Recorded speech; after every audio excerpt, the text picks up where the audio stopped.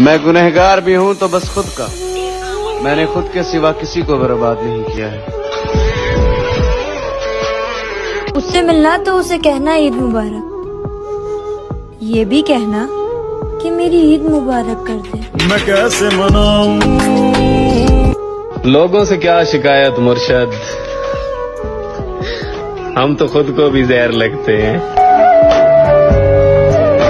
मैंने सब कुछ छोड़ के अपनाया है तुम्हें, अब तुम मेरा साथ मत छोड़ना, वरना मैं दुनिया छोड़ दूंगा।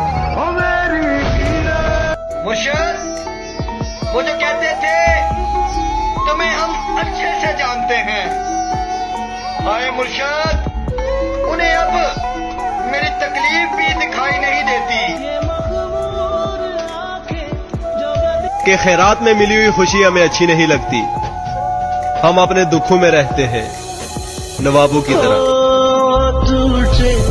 किसी को तलब मार गई हमारी, और कोई हमें पाकर भी खुश ना हुआ।